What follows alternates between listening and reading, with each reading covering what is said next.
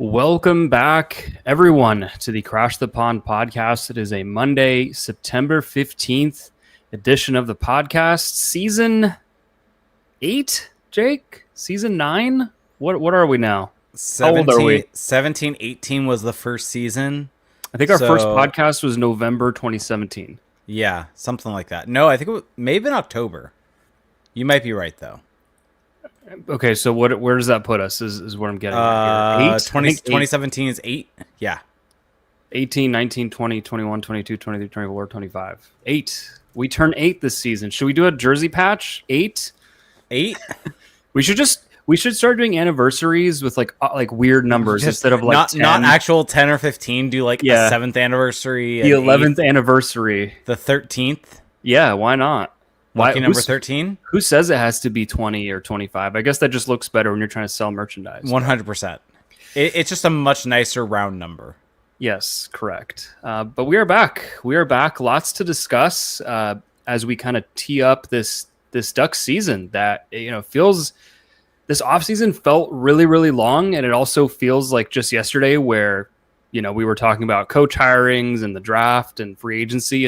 It's been kind of a whirlwind. Let me ask you this, Jake. How was your off season? If you had an off season, it's been nice. It's been refreshing. I mean, we've still done podcasts here and there. We've still talked about things, but I think it was a really nice time. I think it felt short also at the same time because I don't know if I've mentioned this fully on the podcast. I've hinted at it, but expecting another baby in the next, basically. So, starting to get ready for that. So all of that prep is happening. That is why this room is getting completely turned around and everything's getting moved around and things are progressing. Yeah, you look like you look like you're sitting in like a hoarder room with just stuff everywhere. Hey, the mattress is no longer here. Yeah, but I moved it out yesterday. The point of moving it out was to have it be nice and clean, and it looks like the opposite has happened. There will eventually be a couch that will look nice behind me. I promise. Okay. Eventually. Okay.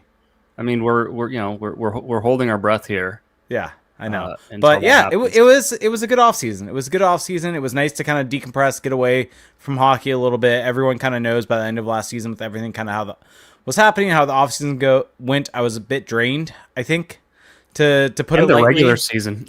Yeah, a bit drained, and so I think being able to kind of get away, not have hockey on the brain, just kind of stop for a bit has allowed me to kind of come back with a bit of a fresh mindset going into the season with this team and everything around it. So excited. I thought you were going to say come back with a vengeance. I don't know why I thought that's where you were going. Yeah. I'm going to come back with a vengeance, definitely. But yeah, I like it. Yeah, well, I'm glad you're refreshed. I'm glad you're reloaded. And how about you, by the way? It didn't really feel like an off season. I would say from July onward, if it was more relaxing for various reasons. And then I started doing the draft coverage thing. So I've been watching probably more hockey than I have at any point. So I'm not sure if this really counts as an off season. It was an actual break. I'm a sicko. I like watching just random prospects play at like 10 p.m. on my laptop. Like that's just me. So that actually dovetails perfectly into what we just witnessed this weekend, the Rookie Faceoff, the Golden State Faceoff, I believe. Yeah, the Golden State Rookie Faceoff. Great name. Golden State. Love that. Ducks played 2 games. Very abbreviated version of this tournament that we've seen in years past where you had 6 or 7 teams. The Ducks would play, I think, 3 games. Yeah, I feel like it was 4. 3 previously. Yeah, I don't think it was ever 4. No.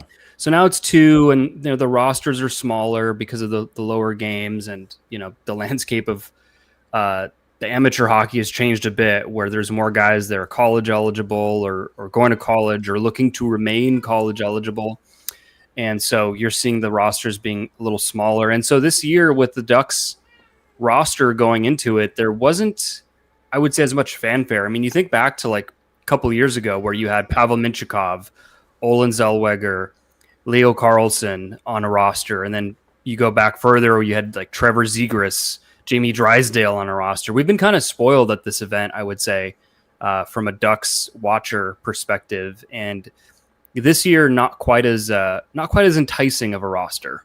Yeah, I think that's a really good way to put it. I feel like in some ways, I think you mentioned it, but the NCAA route, that being there, I think has kind of hindered it. I mean, let me ask you this.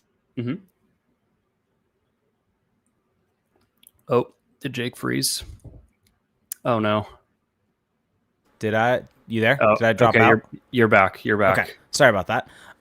Let's say Roger McQueen did not go to college. Let's say he went to back to junior for another season, and he was playing in this tournament, or not tournament, but these games.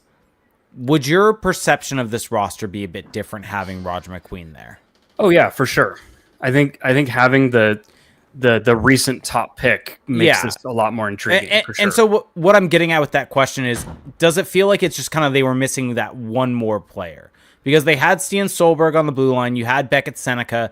It almost feels like having one or two more players would have made this kind of feel like years past, where you had, whether it was Minchikov, like I feel like the Minchikov, Zellweger, Carlson, Luno year was like one of the big years that they had. Where it was just like there were a ton that season. And so it feels like they're kind of missing that. I mean, maybe because Beckett Sennecke didn't play last year also, but I did not think that's how that sentence was going to end, but yeah. We'll get into that also. But yeah, it just feels like this roster was a bit more underwhelming from the Ducks' perspective. Like it really does seem like it was kind of two players you really wanted to keep your eyes on from my perspective of Solberg and Senica. And then outside of that, it was like, yeah, watching Yegor Sidorov was nice, but we saw him in the AHL last year. We've seen him at various points. He has a full AHL season under his belt. Tim Washy is a full-grown man at 24 years old. Like, there's just not much that you're going to get from him. Terrence Smith, a little bit intriguing, but very much more on the fringe with that intrigue as compared to, like, a high-end, high-caliber type of player. Tim Washy is a 2001 birth date. Yeah, he's 24 years old. Like Ryan Lautenbach is a 2000. Like just for perspective, this year's draft is 08. I think 07 and 08. Yeah. So yeah, these are not like fresh off the draft heap prospects. Yeah. It really felt like, especially watching the game on Sunday, I found myself kind of tuning out when it wasn't the Seneca line or Stian Solberg on the ice. I mean, that's if you're playing the odds of who's most likely to make it to the NHL. I think also just trying to get a feel for those players, right? Because those are the players that people listening to this really want to get a feel for. Yeah. And so you're really kind of locked in on those shifts. No, that's completely fair. And I do think that because I think there were a few junior guys who didn't show up. And I do think that maintaining NCAA eligibility now is kind of a thing.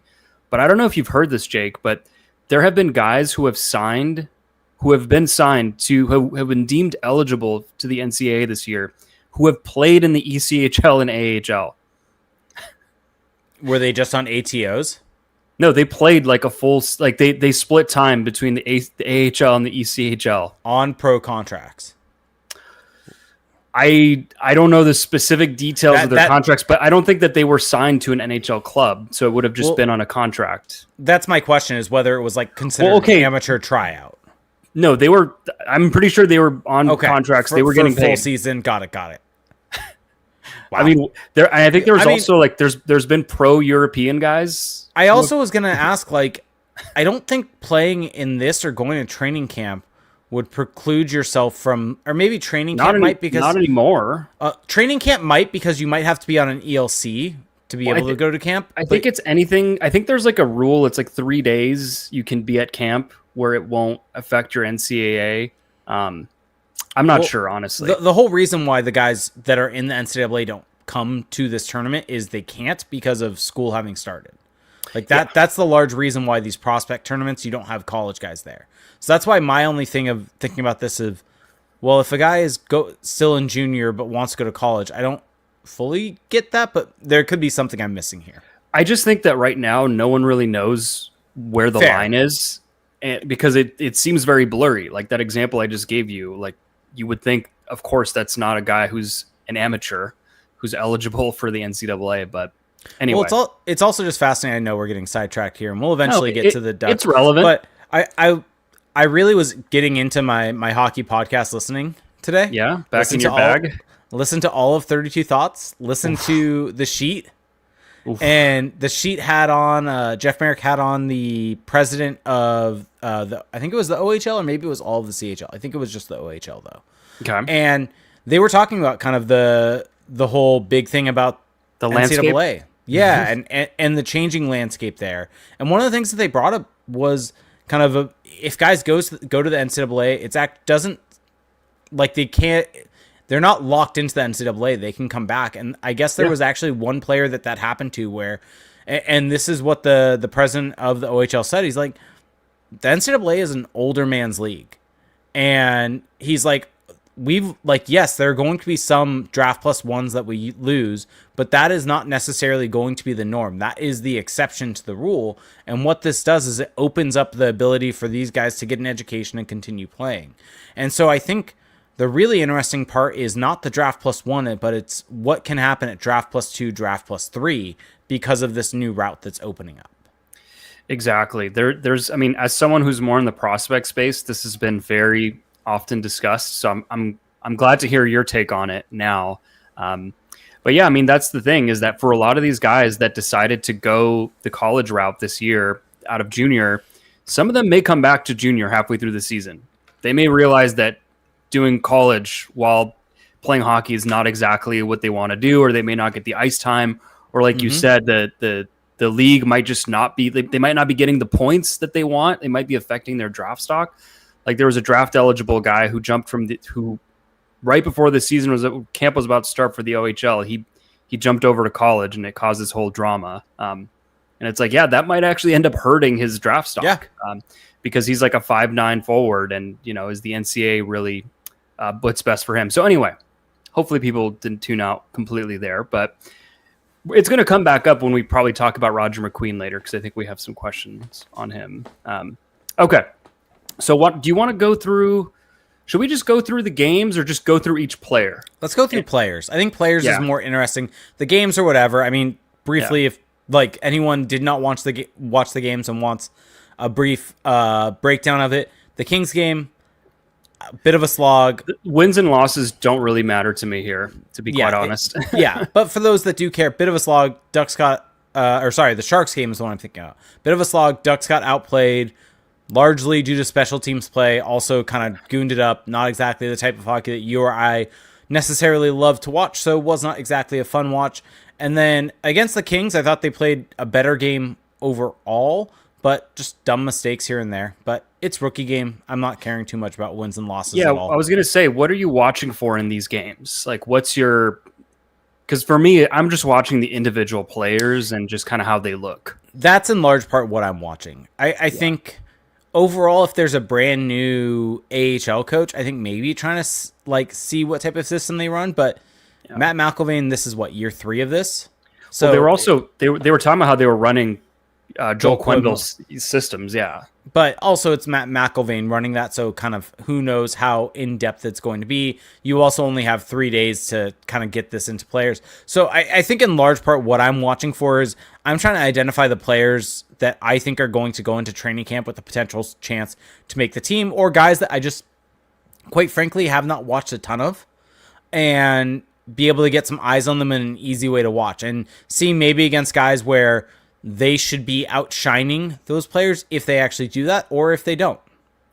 And that was my next question, is how much stock are you putting into these games and these performances? I don't put really any stock into them. I think it's just interesting to watch, but at the end of the day, this is a rookie camp game. It doesn't mean anything. I think it can be a nice launching pad for some players going into camp for confidence perspective, to really make them shine to the general managers, to the coaching staff, and it's something that can really be built off of. But at the end of the day, it's 2 games in early September. These aren't going to make or break things for the guys that are potentially going to make the team, but I think it does identify things that you want to see them improve on as they go into camp. Yeah, exactly. And Eric is asking in the chat, is there a reason why Alex Blay hasn't played? And he is a guy who is college bound after the Q. And I don't know if that's the reason why he didn't play, but I think that that's a possibility because he's committed to UConn. He's playing at UConn this year. And so he's playing at UConn this season? Then that's why. If he's at college now. Yeah, exactly. So there you go. I think for me, it's kind of like what you said, where there's a bit of a spectrum, right? Where certain guys who do have a chance to make the team, this does kind of matter because they can make an impression. All the coaches are there, the GMs are there. So this is, like you said, a launching pad. And then for other guys who are freshly drafted or recently drafted, who don't really have who aren't going to make the team, it's more of just a chance to see how they look, see how they're moving, see what kind of play they're bringing. But ultimately, it's just like, it's a drop in the bucket for a season. These are some of the least important games these guys are going to play. It's not a league game. It's not even a preseason game in their leagues. It's not a junior playoff game. I don't want to say it's nothing, because I do think that the players and the teams clearly care about these events. Like they spend money to put them together. They bring everybody together. They have them wear the real jerseys, which I have some thoughts about, but they have them wear the jersey. So just that alone, that does raise the bar a tiny bit for me, right? You're wearing the jersey, play like it. But yeah, I'm not changing my mind on a prospect because of a prospect game. Yeah. It's just not going to happen. But it can inform it. Yep. So let's go through the list here. Let's start with the goalies. Let's just run through these real quick.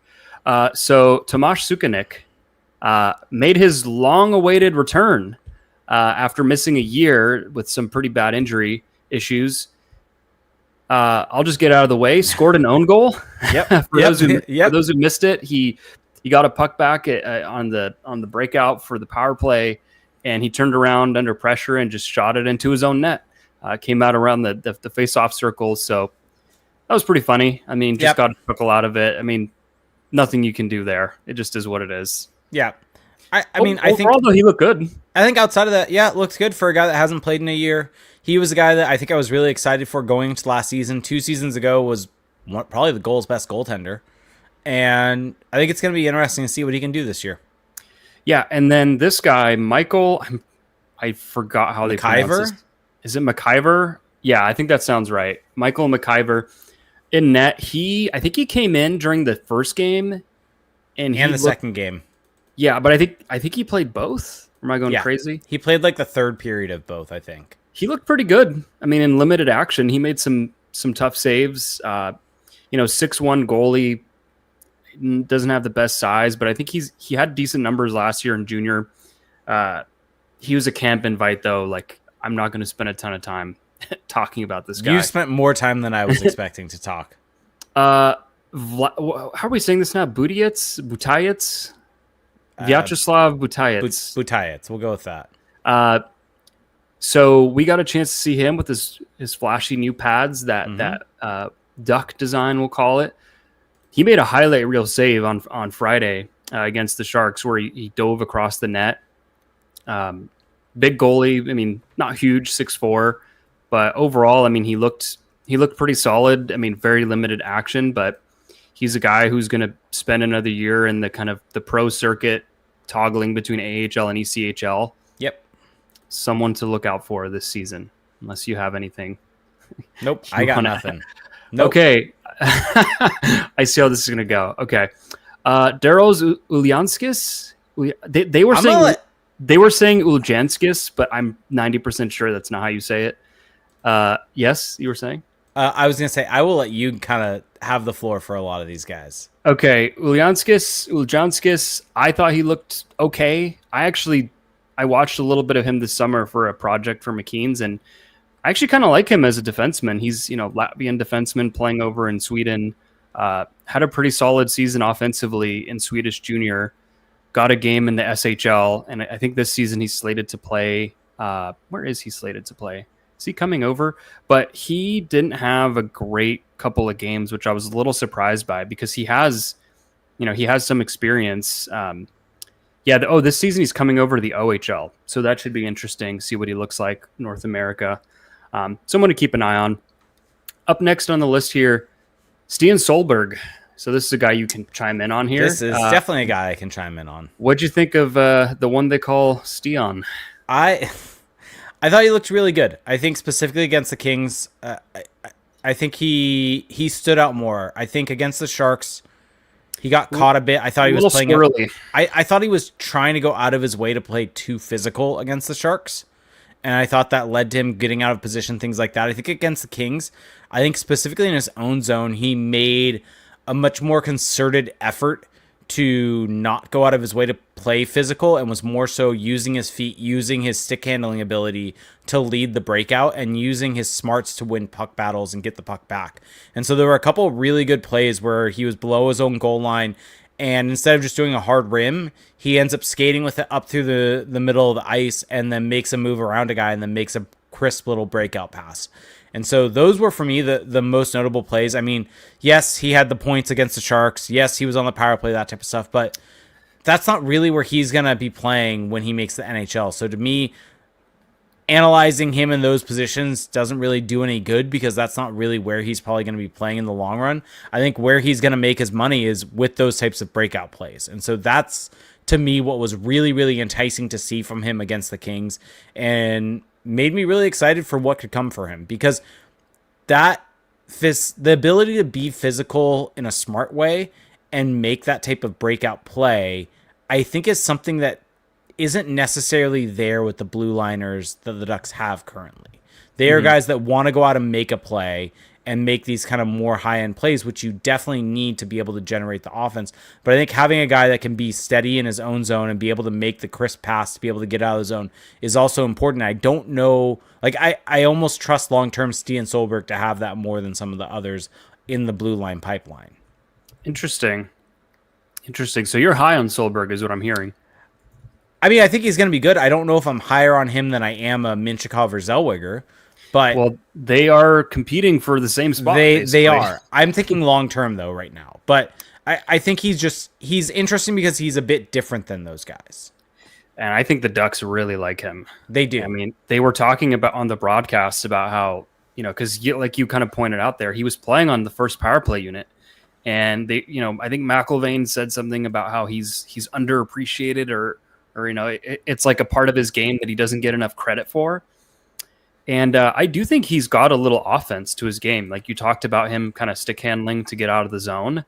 But first power play, I don't really see that for him. That's a little bit rosy, but that's kind of the benefit of these tournaments is like, just put the guy in a different spot and see how he looks. What do you think his chances are this season of getting some games in the NHL? Because he will be in San Diego this season. So what? The left side of the blue line right now is Lacombe, Zellweger, Minchikov. Yeah, I think it's possible because one of those guys gets hurt. I don't think that's out of the question that one of those guys gets an injury at some point this season and Solberg comes up and plays. Yeah, but like, do you think there's any chance he makes the team just straight up out of camp? No, waivers. Yeah, and it's just I don't see. It's a numbers game. Yeah, it just doesn't work. But he is an intriguing prospect. I was a little less high on his weekend than you were, but okay. Well, I think he was better. This is one of those where I think the Sharks game, he wasn't great. Kings game, he was good. This is where with a rookie camp, I'm not like, I want to see these guys shine. And that's more so what I'm looking for than necessarily fully evaluating the games they had. I just think he was trying to do a little too much the whole weekend. Fair. But whatever. Like, these are not the games I'm going to judge him on. Terrence Smith. So this is a guy who was a third-round pick last year and had a very solid offensive season in the WHL, 60 points in 65 games, left shot D, 6'2". He is a guy who I came in kind of hoping to see a little something out of. And again, it's the rookie face-off.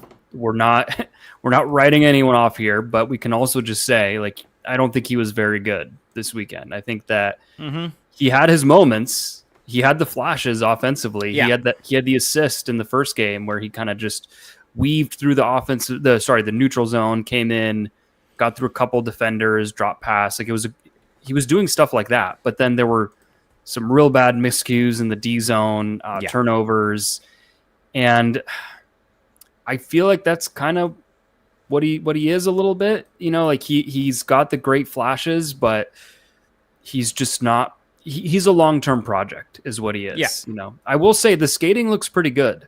That was a big question mark with him in his draft year, and he looks like he's shored that up a little bit. Not a ton, but enough. Yep, I agree with everything you said. Up next, Connor Smith, maybe the star of the weekend. I don't have the stats in front of me this weekend, and I will not look them up. I wonder how many fights he had this weekend. Like 5, 4, at least 3. A lot. He fought a lot. He clearly was there to make an impression. He is going to be a goal this season. 6'6" defenseman who,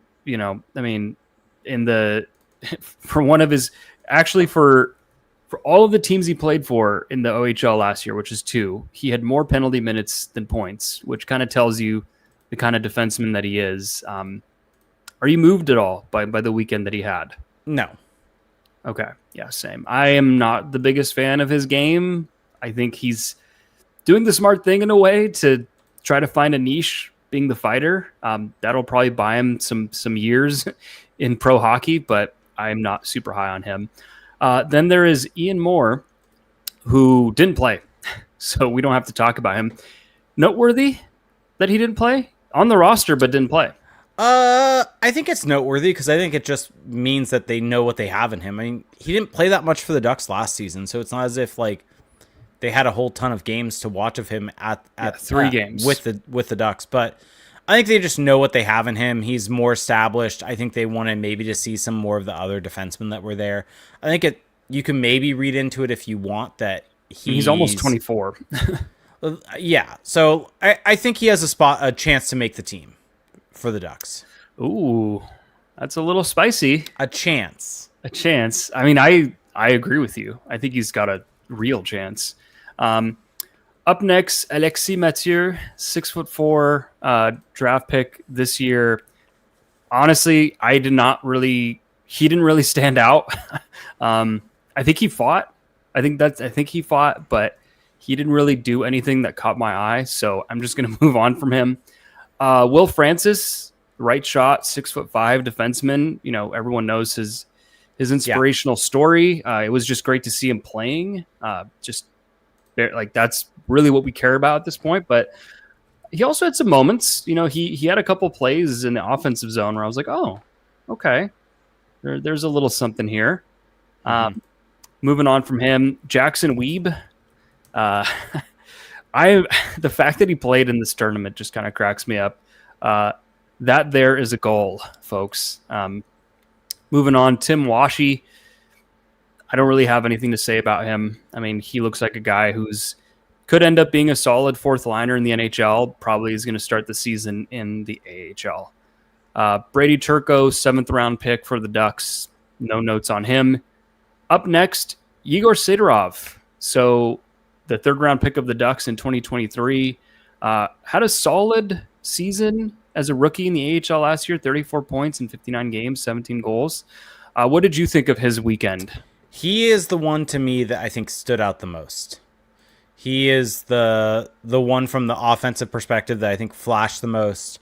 It was fun to watch him. And I think that he's someone that now I'm actually kind of intrigued to see what he could bring at the NHL level. I know he had a really good first season in the AHL, but didn't really know what to expect if he made the NHL. But I think coming off of this, not trying to make too many bold takes off of a rookie tournament, but I want to see him in preseason now. Like I think that's someone that I really want to see with maybe some higher level talent around him, because he was playing with Tim Washy, and we'll get to Beckett Sennecke.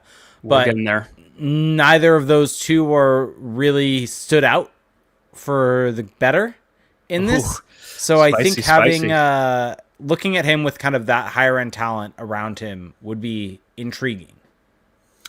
Yeah, I watched a few games of his last year, and I remember in the beginning of the season thinking, yeah, this guy looks like he just came out of junior hockey. A lot of bad habits. And then I watched a couple of his games from the end of the season, and I thought, wow, like he looks like a different player, because we know he's got the skill, but he was, doing the little things, forechecking, finishing his hits, being in the right spot without the puck, all these little things that are going to go a long way. And then you layer that on to the skill that he's got. And yeah, he's not a huge player. He's listed at 6 foot, 184. He looked like a guy in this camp, or in this, whatever you want to call it, who, has played in pro hockey and has done well. Like he was outworking people. He was out skating people. He was laying the body. He was also making plays on the power play. He looks like he's kind of matured a little bit. I think that's the best way to put it, is he looks like he's taken a step, just maturity wise, with his game. And does that mean he's going to, make the team? Probably not. But does it mean he could have a good season in the AHL? Kind of a nice second step? I think so. I would really like to see him compete for a fourth line job. He's not going to make it. There's too many other guys in front of him, but just give it an honest effort. Like, let's see a little bit of a competition here, because if you're asking me who I'd rather have on a fourth line between him and, Ross Johnston, let's say, obviously it's Sidrov. So up next, and we'll spend the most time on this guy, and then we'll kind of blaze through the rest. The 3rd overall pick, Mr. 3rd overall in 2024, Beckett Sennecke, had himself an interesting weekend. Why don't you kick us off here with your thoughts? Yeah, bit of a disappointing weekend, to say the least, for Beckett. I mean, I think what I found the most disappointing was the board work from him. I think a lot of the other stuff, whether it's kind of on the rush or shooting or like that type of stuff, you can maybe make it out as, okay, timing's just not fully there. He's getting up to speed. But the thing I found disheartening is that this is a guy that realistically should be challenging for an NHL job.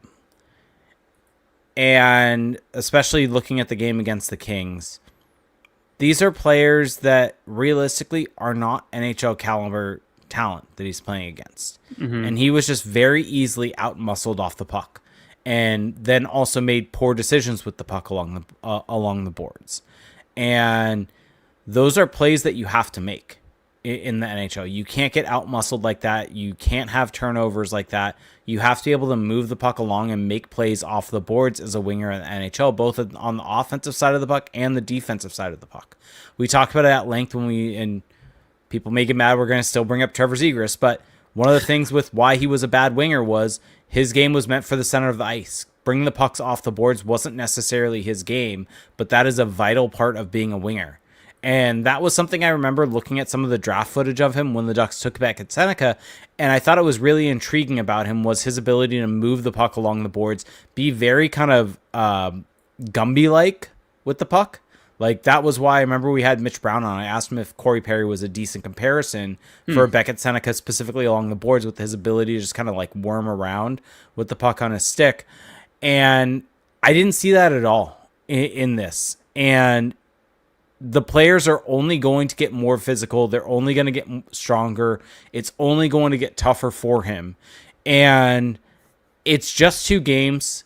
This could be a learning lesson from him, and he goes to camp, gets to camp, makes those lessons, understands how he plays, understands maybe he needs to move the puck quicker in those situations, and he's fine. He's off the floor running, and all the timing ends up being there, and it's great. But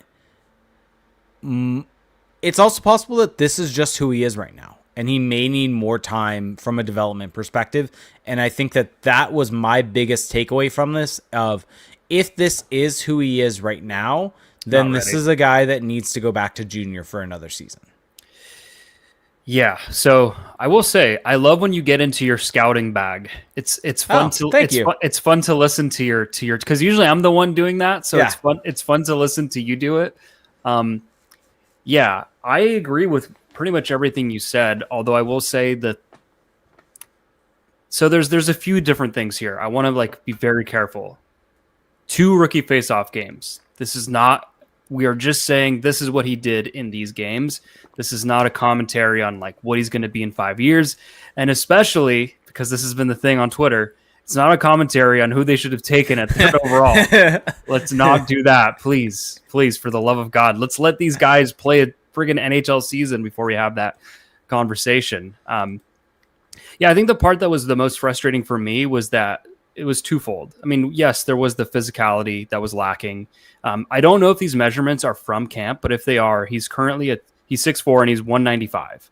And at 6'4", like he's still got room to like, what is his playing weight's going to be when he's like 25? What was he right now again? 195 at 6'4". Like he's still slim. He's probably going to like fill out 215, 220. Yeah, like he's still got a ways to go strength wise. And so there's that. And on a longer body, it probably just takes longer. So this is just an easy thing to look up. Corey Perry, 6'3", 205. Ryan Getzlaf, 6'4", 220. Which one do you think so let's split the difference. 210, 215-ish is probably what he'll play at. So he's still about 20 pounds below what he'll play at. And I do think that contributes to the board work. So the board work, I'm like a little less worried about it. The board work, I guess my point there is just about being NHL ready now.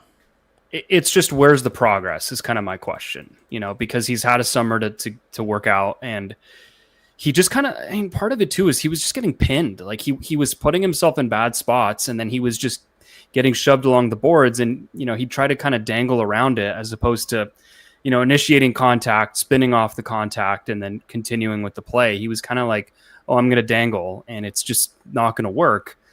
And so there was that element. And then also the turnovers. The turnovers were just maddening. And of course, there was the turnover at the end of the Kings game where he turns it over in the neutral zone as the Ducks have an empty net, passes it through the middle. Kings player easily picks it off. They score an empty net, and that ices the game.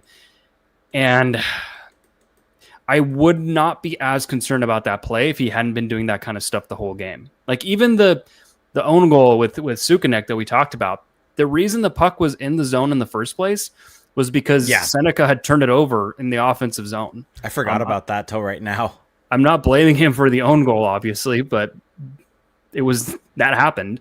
So out of morbid curiosity, I went back and watched a couple of his games from last season because I wanted to see like, okay, is what we saw this weekend totally out of character, or is it maybe part of a trend? And I will say, and again, I just watched 2 games from the OHL playoffs, but he is turnover prone. He had a very similar turnover at the end of at the end of game 1 in the OHL championship series against London, where he turned it over and it actually resulted in a goal that was disallowed. Like this is a thing that I think this is a thing that he does. And so that's one thing to note. And then also the physicality was also a bit of a problem there. And I think that London is a good barometer because they're basically an NHL team playing in the OHL. Like they're super structured, physical, all of that, well coached. So you kind of put this all together. And I think it's what you were saying at the end there, where he just, and by the way, this was known when he was drafted. He's a project. Like he's not where he's going to be right now. The expectation that he was going to come in, I don't know who had this, but like any expectation that he was going to come in and make the team, there's still time for that to happen. Maybe he has a great camp, but like I think that shouldn't be the expectation. The expectation should be comes in, shows some progress in his game, and then goes back and has a really great season in junior hockey because he put up 86 points in 56 games, and he had a lot of points in the playoffs as well for Oshawa. But watching him in junior hockey last year, like he can improve as a junior player. Like he has stuff he can learn there. And yes, I know people will say, "Oh, I wish he could play in college," and I don't disagree. But like, you can still be a better hockey player wherever you play. So yep. I'll say this though, because we just spend like 5 minutes crapping on him. The hands, the skill, like it's still all there. Like the talent, it's still all there. And I think that all the problems that we're describing, whether it's the turnovers, the engagement, the physicality, these are what I call more like details, right? These are the things that as you get older, as you mature as a player, you're just going to get better at. It's going to be coached into you, right? And it is possible to give him a bit of the benefit of the doubt here. It is possible in a rookie camp, rookie tournament type situation where he is kind of being relaxed on those details, and as he gets into camp, that is when he maybe hunkers down on it a bit. That's not exactly what you want to see. Yeah. But it's possible. Yeah, it's fair. I mean, that's a possibility. I will say, too, watching some of his OHL play, he makes a lot of these quick anticipation type passes. Like he gets the puck at the defensive blue line on the breakout, and without looking, he just immediately puts it into space because he knows the winger is going to be there, the other winger or the center. He does stuff like that a lot. And you could see he was trying it in these games, but he didn't have that chemistry or that rapport to really pull that stuff off. And so if he is the kind of player who is looking to anticipate the play, and it's harder to play that style when you're on a thrown together team for a weekend. Whereas a guy like Sidorov, who's a bit of a workhorse, bit of an energizer bunny, that guy is just going to look better in this context. So we're not writing off Beckett Sennecke, just saying this is where he's at in his development. There's still plenty of runway for this player to reach his potential. Do not write him off. Do not do what the Kings fans are doing. Like there was a Kings blogger who put out something mean about Seneca saying he shouldn't have been drafted by the Ducks or whatever. Like, let's not do that. Let's give the kid a chance. And look, everyone's entitled to disagree with the pick, but let's at least let it play out here. Okay, I'm just going to blitz through this list. No Reed looked okay. Some jam in his game. Not a whole lot to add. Ethan Procession, again, I just don't have a lot to say here. Nico Majadovic, he was the captain this weekend, I believe, and he looked okay. I mean, he was the Ducks' high second-round pick in 2023, 33rd overall, and you know he has an AHL season under his belt. He's going to be playing in the AHL this year. That is a guy who looks like he's going to be a fourth liner to me. I'm not sure if you get an NHL player at 33, I guess it's a win, but I'm not sure I see a ton of upside there. Maxime Massé, a player that the Ducks drafted in the third round last year. I really liked his weekend. He was one of my standouts. He's a big player, 6'3", 195, right shot, but he's got a good shot. He's got decent hands, not the fastest, but just plays a very dependable game. Like the two games he played this weekend were exactly the games you'd see him play last year in the Q. And I value that. Like a guy who you just know what you're going to get. I don't know if you have anything on him, but I thought he looked good. No, I thought he looked good. Nothing really of note, though, for me to comment on. I think you hit it.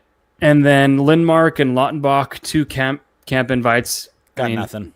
Lindmark looked okay, I suppose. And then Imid Gite, he was the Ducks' fifth-round pick that we were really excited about this year. Mm-hmm. He stood out a bit. He was rough in the first game, but he had a really good, much better second game. There was a shift where he had like 5 scoring chances. Yeah. So excited to see him, how he looks in the queue this year. But overall, some good performances, some not so good. Now we'll kind of see how these guys flourish in their seasons to come.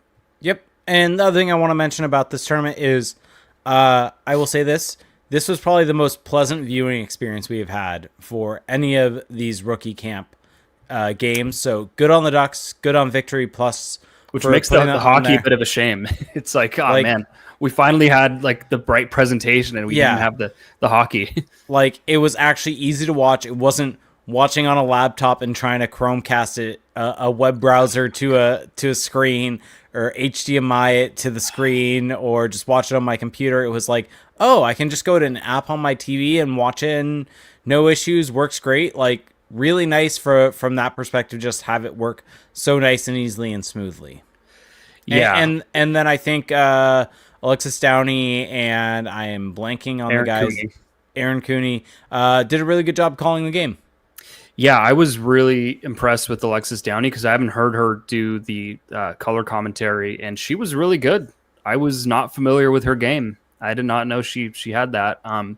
So good on her. And Cooney is pretty solid too. I enjoy him on the goals call. It was pretty hilarious how he kept saying goals instead of Ducks. Yes. I enjoyed that. But yeah, overall, just a great product this weekend. Like we were pretty spoiled. I mean, I was laughing hard when you were talking there because I remember 2 years ago when it was in Vegas, the Carlson year, and we were like the potato cam. No, the camera wasn't terrible. I mean, nothing will be worse than LA last year. Nothing will be worse.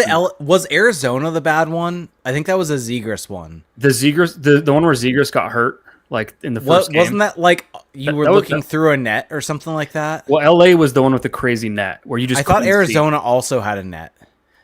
Well, anyway, the one in Vegas, like I remember, like going through all this trouble to like screen record them as they were happening because they wouldn't be played back. I went through just crazy lengths to watch these games.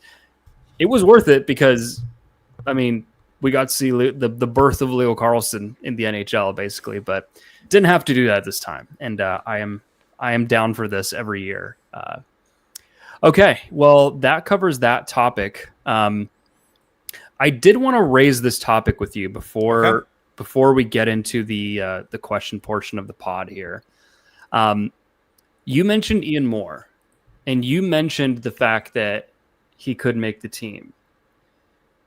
Do you think there's a little bit of a real competition brewing here for that kind of 7th, 6th defenseman role? Yep. Because right now you've got Gudas, Trouba.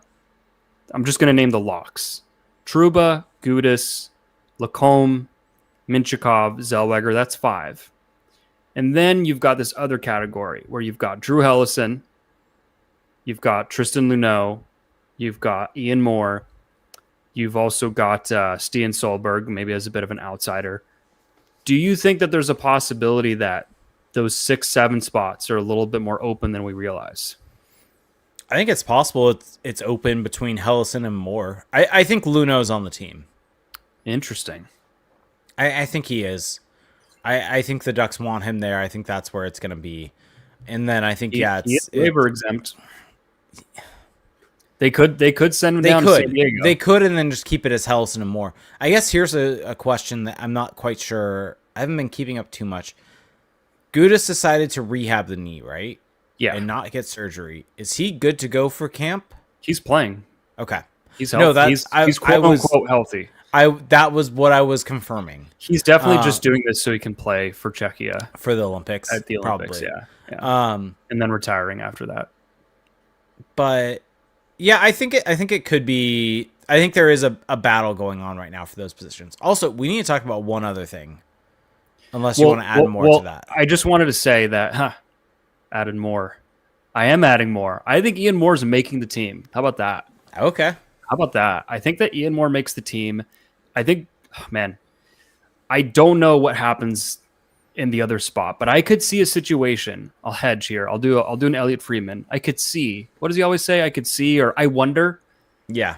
I wonder if we see a situation where Hellison and Moore just look like dependable NHL defensemen, especially Ian Moore, and the Ducks, they kind of tell to themselves, like, you know what, we'll just send Luneau, give him a little more runway in the AHL, and then maybe a trade or something mid-season, and then we'll call him up, and then he can truly make his debut.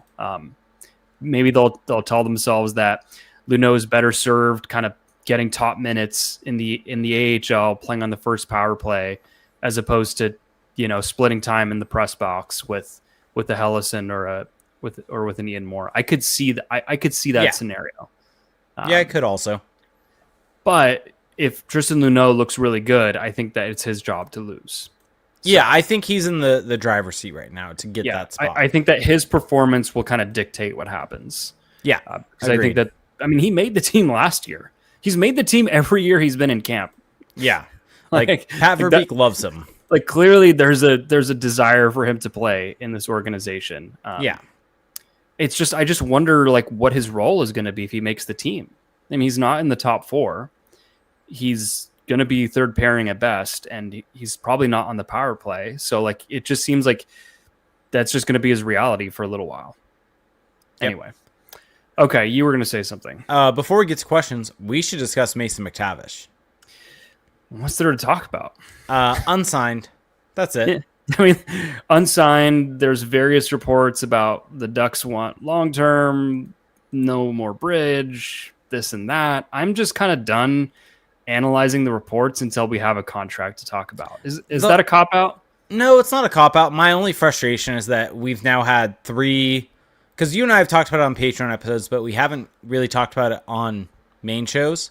Mm-hmm. So the only thing I'd like to add is I think it's frustrating, and this could all change if he signed this next week. But tomorrow.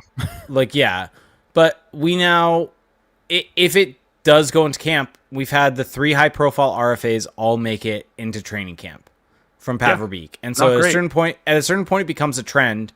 And people can say, yeah, if he gets a good deal, that type of stuff. But none of, like, the Zegras deal was fair market. Like, we'll see where the McTavish one ends up. Like, I just don't know if it's worth all this hand-wringing to save $1 million or save $500,000 a year if it's going to mess with your relationship with your players. And I think that is the one thing with Verbeek right now is it feels like he is trying to win these contracts because he has the leverage and isn't necessarily viewing this as a long-term relationship between himself and these players, which is how these negotiations should really be. And then also to add to that, like,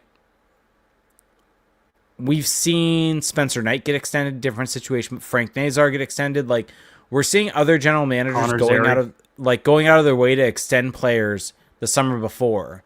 There's been no talk about a Leo Carlsson. Like, you look at the amount of players the Ducks have that are going to be RFAs next summer. Yeah, they could get ahead of it. I think it's Leo Carlsson, Jackson Lacombe, Pavel Minchikov, Olin Zellweger. I think there's maybe 1 or 2 more on top of that. Like, I guarantee, like, one of some of those guys are going to want to wait another season to get that under their belt.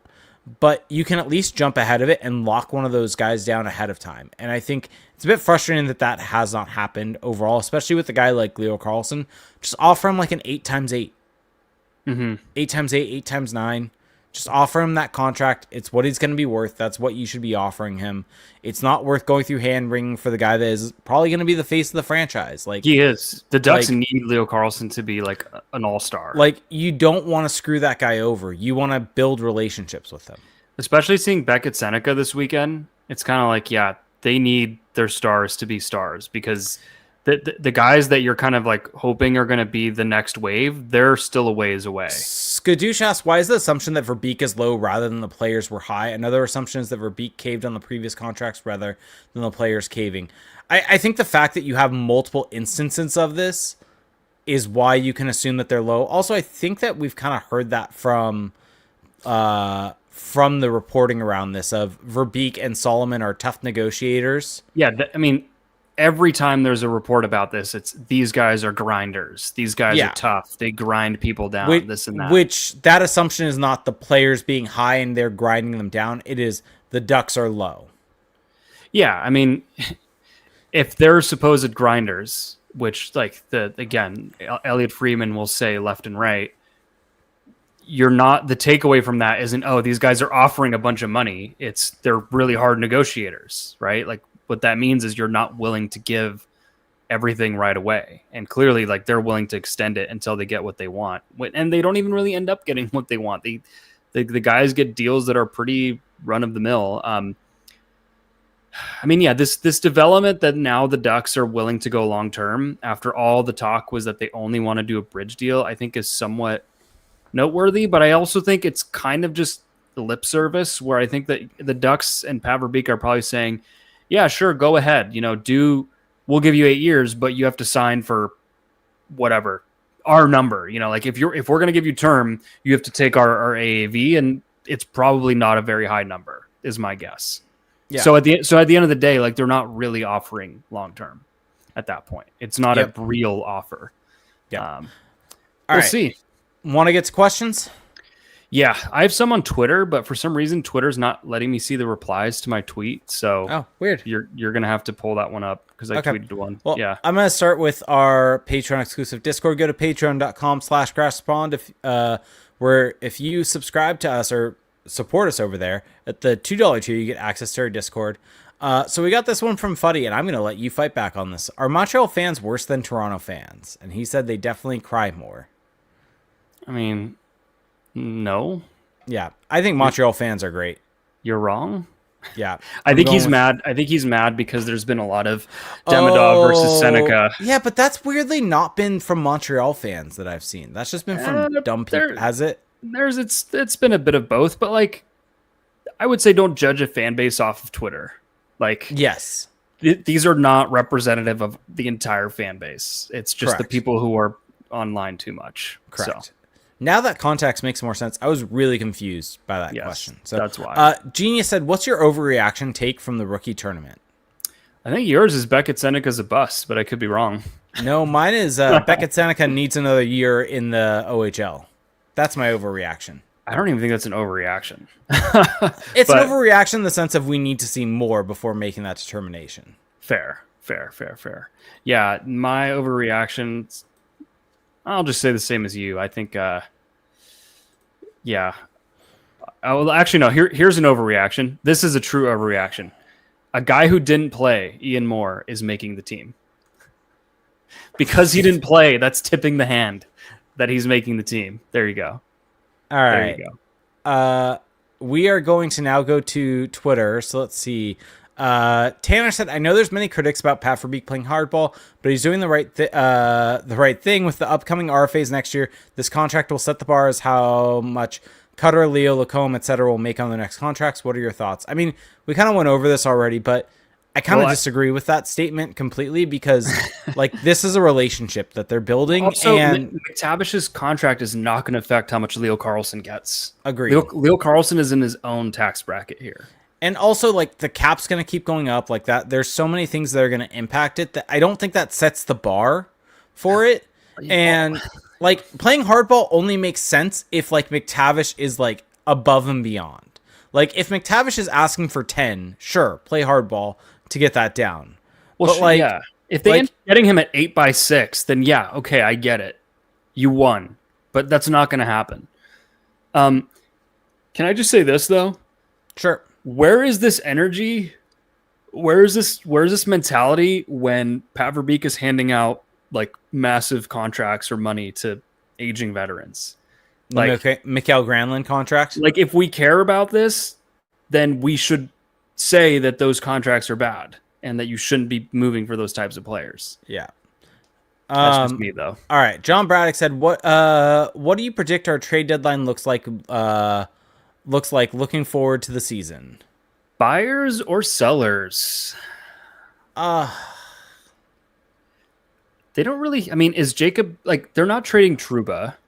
No. Actually, no. You know what? I'll say this: Radko Gudas is not getting traded mid-season because he's the captain and Olympics and all that. I think we could see Trouba get sold. Actually, well, yeah, because Trouba kind of makes sense because of what we were talking about earlier with Hellison, and more. Troop, like if the Ducks are out of it at that point, which, we don't really know, but if they're out of it or Logjam 2.0 Electric Boogaloo. Yeah. I mean, that's what this is again, but to a lesser degree, of course. If you trade Trouba at the deadline here, you send him back to the East Coast and then you make room for let's just say Tristan Luneau. I mean, I think that could actually make sense, but if the Ducks are in the playoffs or they're in a playoff chase, I don't think anyone's getting traded in that scenario. So it really, what do you think of the Ryan Poehling situation? I mean, he's a pending UFA. Like that isn't that kind of a weird move that's the guy they got for Zegras? Like you would think we've talked about that at length. That's a weird move, but you would think there's maybe like have they talked about an extension? Do you think? I don't know. You'd think so, but who knows? Or is it just one of those, like, let's see how you like it here, and then we'll touch base? I'm at the point of not really being able to see the vision from Verbeek. So, you mean trading a former 9th overall who was a 60-point player twice and who has 2 injury-plagued seasons, trading him for a pending UFA fourth-line center is not a great move? Is that what you're saying here? That is exactly what I'm saying. You mean trading a guy at the bottom of his value is not great GMing? Yeah. Clark said, all jokes aside, what does a trade for Kaprizov look like? Ooh. Geez. I mean, what do you make of that whole situation? Weird. I don't know what to make of it. Is that a record of like how many conflicting reports we got in like the same morning? It was like Kaprizov has submitted his trade list. Kaprizov has not submitted his trade list. Kaprizov has this. Kaprizov is like, my head is spinning. I mean, all we know is that he declined 16 mil AAV. Do we know that though? Didn't the Yes, agent Elliot Friedman confirmed that. But didn't the agent refute that? No, Bill Guerin refuted it. Well, why would he refute that? I don't know, but yeah, supposedly you've listened to 32 Thoughts, and I yes, it seems pretty clear that is correct. 16. Do you think that just means he doesn't want to be in Minnesota? That's the only thing I can think of.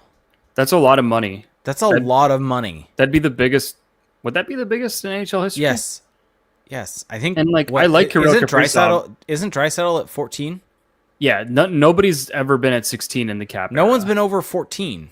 Yeah, and his career high in points. So he has 100.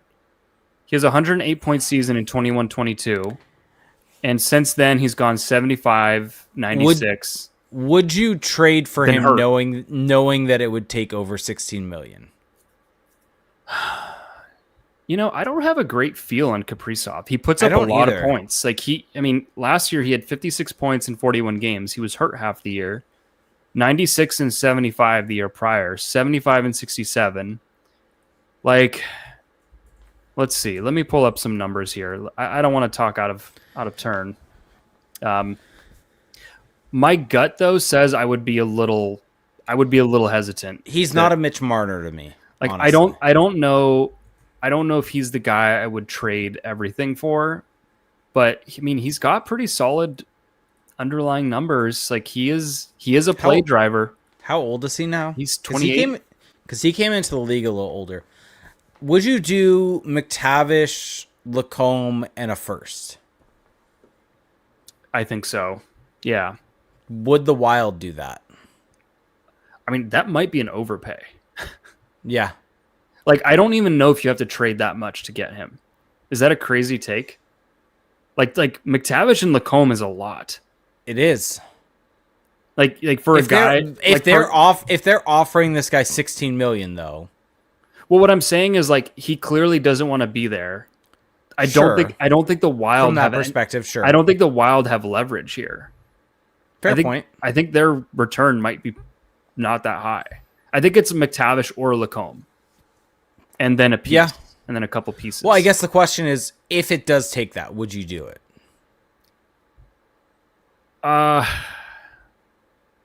Man, that's tough. I do think that the Ducks really could use a Kirill Kaprizov, just an electric offensive player to kind of everyone else can then kind of slot in around him, right? I think that Jackson Lacombe, as good as he looked last season, it's just 1 year. I don't know if that's what he's going to be. He could be that, and I like Jackson Lacombe. Mason McTavish, he's never going to be as good as Kirill Kaprizov. That's no shot at Mason McTavish, but he's never putting up 100 points or 90. He could end up being a really solid two-way kind of 70-point guy. I think I would do it. Because this is the move that puts you over potentially.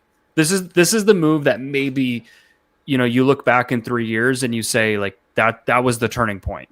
All of a sudden we have a true star. We can let our young players kind of grow around him. And, all of a sudden, this team is dangerous with him on the team, right? Mason McTavish, you're still waiting a couple years for that to happen.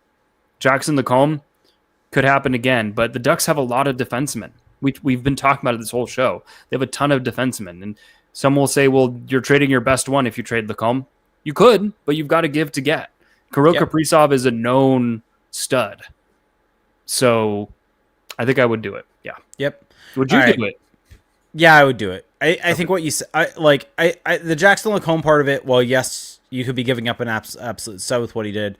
You have cover there, whether it's Stian Solberg, whether it's there's enough bites at the apple where you can get away. You could replace Lacombe with Minchikov, with Zellweger, with Solberg, and my answer remains the same. The McTavish part gives me a little bit of pause, but you still have Leo Carlson, obviously. He is your. The one argument against the McTavish thing is that who's your second line center after that? Yeah, you've kind of shot your center depth. You need Roger McQueen to be a center. Well, he's not going to, but the issue is that he's not going to be on the team for another 2 years. No, I know. This is I'm talking about from a long-term perspective. Well, I think if you have Kaprizov, you now are starting to think a lot more short-term. Fair. You need to, and that's kind of the issue with getting him, is that your window becomes a little more narrow. The thing is, if the Ducks just do nothing, they don't move any young pieces, their window is very, very wide. They have a 5-7 year window here. Whereas with Kaprizov, that starts to narrow a little bit. Sure. And do you think that your young players are close enough to where it warrants doing that? Yeah. That's the dilemma. I kind of think they're not there yet, but you've got Joel Quenneville, so maybe we'll see. Anyway. Yeah. Trevor Zebra said, do you guys like the choice of Providence or choice of college good coach and Nate Lehman? Or would you have who asked that? Trevor Zebras. Oh. Wasn't he the one saying that there's no Ducks podcasts? Something like that. And then also said, Getzlaf said he wants to get into management and does a lot with Team Canada. Could you see him taking a role with the Ducks? I think Getzlaf could eventually. This is an interesting question. Yeah, I would have preferred to have seen McQueen go back to junior, because I just think he needs to play hockey, a lot of hockey, to make up for lost time. But I don't know I don't know what his medicals are. They probably sat down and figured, okay, the less games is going to be better for his body. I hate to say this, but the NCAA facilities are going to be better for him to build up his body. I don't know what. By the way, there are gyms in the CHL, contrary to popular belief these days. There are gyms. Junior teams have gyms, folks. I know it's a crazy concept, but NCAA teams are not the only ones with gyms. Granted, they're not $1 billion gyms. So yeah, I think that they made the best decision they thought they could make for him, that he thought he could make for himself. I don't really have a huge take there. My only take, I guess, is that I think that what I would like to see from McQueen is to really grow his offensive game, because I think that that's where he could really become a game changer for the Ducks, is if he becomes a guy who could be a point per game plus. Now he's going to college after having missed almost the entire junior season. They're going to start making him play like a pro. He's going to work on his details. He's going to work on his strength. And it's that's not necessarily conducive to growing your offensive arsenal and just playing kind of fire wagon hockey. So a little bit of column A, column B for me. Yeah. All right. Let's see. We're going to go to Twitch and YouTube. We're going to blitz through these and then get on out of here. So find us at twitch.tv/crashpod or youtube.com/crashpod. Let's see. Skadooch said, question, do you guys think McTavish has shown 8-year, $9 million potential? Or is your take that principally it's a good move because the cap is going up? I'm not convinced McTavish has shown that potential. I'd agree that in the current climate of what 8 years, $9 million has been. Yeah. It's the optics. I don't think that's where he is potential, or where his potential is at. But with this contract, you also are you need to play out the cap rising. And so I think Mason McTavish, I think a 2C, a good high-end 2C is going to cost $9 million. Well, $9 million on a 113 cap is 7.9% of the cap. It's not it's a small percentage of the cap. You have to keep that in mind with these numbers. Yeah. I think realistically that's where McTavish, I don't think McTavish is a $9 million player right now. No, but that's the bet. The bet is that he's gonna be that. And correct. I think that he will be eventually. By year 3. The bar is not that high for what he needs to do, because think about it. He's already had a 52-point season. Mm-hmm. He had 42 and 64 the year prior, and then he had 43 and 80 as a 19-year-old in the NHL. That's a pretty good indicator that he's going to get into the 60 plus range. What do you think he's going to top out at point wise? Does he ever hit 80? I think he gets in the 70s. I don't know if he gets in the 80s. If he's consistently a 65 to 75 point 2C who plays on your power play, who brings a two-way element, $9 million on what the cap's going to be, like that's going to be worth it. Those are the guys that get overpaid in UFA. Those are your Sam Bennett's. Of course, there's a lot of projection that's going on here. Like he hasn't been that yet, so you are taking a risk. But I think he's shown enough to where I'd feel comfortable doing that. And that's how you have to view an 8-year deal. Like, I it's think an investment. The old school way of viewing it is you get paid what you've earned. You've got to earn it. Yeah. But that's not how it is. You're getting paid what you're going to be worth. And so essentially you want to make it where what a guy is what he's getting paid over the course of that 8 years, not based upon what they've done in the past. So it's all about projection.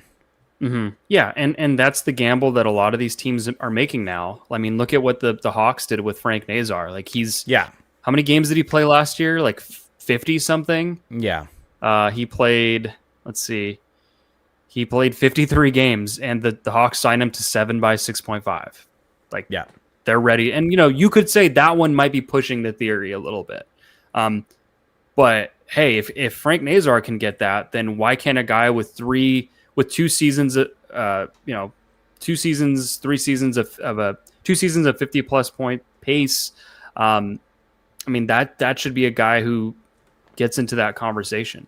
And, a lot of the things that we give Mason McTavish crap for, those are things that I think are going to improve, like the two-way play, the defensive zone, the penalties. Like these are things that I'm actually less worried about, like his overall upside than I am stuff like that.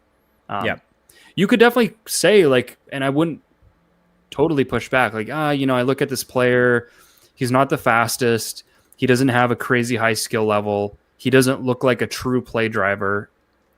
And if that's your reasoning for I don't want to give him that contract, I think that's fair. If you don't think he's going to get to that point, but if the reasoning is, guys got to earn it, blah, blah, that's not how I would say you should be looking at it. So, All right. We'll end with this one. Crowbar said, question for Felix. If the roles were reversed and the Habs passed on Demidov and picked Seneca, how would you be feeling? Well, I'd be feeling, let me frame this. So last year during the 24 draft, I was actually not completely sold on Demidov. Because I heard all the hype. I watched a few of his games, and I thought, he looks really, really good, but he's playing in this Russian junior league where it's I just don't know how to gauge him. And then I watched a couple of his games in the KHL. He looked solid, but it was just I'm just so nervous that this guy who's just lighting up this kind of weaker league is then not going to make the jump. So I had him third. I had him behind Caden Lindstrom. And clearly I should say clearly. We don't know yet. We just don't know. I had Seneca, I think, 8th. And so for me, if I'm just following my own ranking, I would have been frustrated that they had taken Seneca over Demidov. I would not have been happy. How would you feel right now, I guess? But now if I'm in your shoes right now, yes. I would say there would be a little part of me that'd be this Demidov guy is just lighting it up, and he's coming over from Russia, and he immediately scores his NHL debut, and he looks solid in the playoffs, and now everyone's freaking out because he dominated one rookie game, which it's that's not the reason to freak out, folks. I would just say what I've been saying about Seneca, which is he's a project. Demidov was a guy who was playing in the KHL last year. He's been playing pro hockey. He was ready to take this step much sooner than Seneca. Seneca was a guy who had a growth spurt, who is kind of maturing into his game, into his body, whereas Demidov is already, he's not who he's going to be, but he's much, much closer, right? He doesn't have that same frame. He's already if you see Demidov, he's already pretty jacked. And so, it could end up being that Demidov is the better player. No doubt. But you do have to view these things over the longer horizon. And that's how I would be looking at it anyway. Is I'm going to give my player a chance here to have his say before writing him off. Agreed. All right. I think that's going to do it for us tonight. I feel like I had something for you, but I've forgotten it. All good. I'm Angels? sleepy. Oh, they're eliminated. I thought you were an Angels guy. I thought you were a baseball guy now. Baseball season's over. Angels eliminated. Damn. Soccer guy. Okay. LAFC. Tottenham. Oh. Okay. All right. Well, that is a good sign to wrap things up. If you enjoyed the podcast, thank you everyone for tuning back in. Another great season ahead here. Lots of excitement, lots of new things to look forward to with the roster, the coaches, all of that. It's going to be a fun season. So if you want to help support us and help kind of keep this thing going, there's a few really easy ways to do that. Number one is just go check out our Patreon, patreon.com/crashthepond. So for $2 a month, you get access to our patrons only Discord. And that's a great way to just first off support us, but also you get to connect with other diehard Ducks fans. Great place to kind of keep up with all the news. Things get posted in there. Great way to just chat with us any time of day. If you have a question, message us on there. You can up that pledge though to $7.50 per month. So along with the Discord server, you also get access to 2 bonus episodes. So 2 bonus podcasts per month where we take your topics, your questions, and we just directly talk about them. We also do some fun stuff like our own NHL season predictions. We have like a little fantasy draft that we do. So those episodes are a lot of fun. And there's also video breakdowns that we do. And so there's actually one up right now, which I just posted last night. Beckett Sennecke, shift-by-shift video from last season in the OHL playoffs. So if you want to kind of see him in a real game and make up your mind from there, I would suggest that. Patreon.com/crashthepond. If you are a longtime listener, a first-time listener, or anything in between, and you have not yet left us a rating and a review on Apple Podcasts and Spotify, we would really appreciate if you do that. We love hearing from you guys, and also it just helps the show keep going. You can also check us out on YouTube, subscribe to us there. Find us on social media. We're on all the social media platforms. Check out our website, crashthepond.com. And with that note, welcome back, folks. Enjoy the ride. Bye.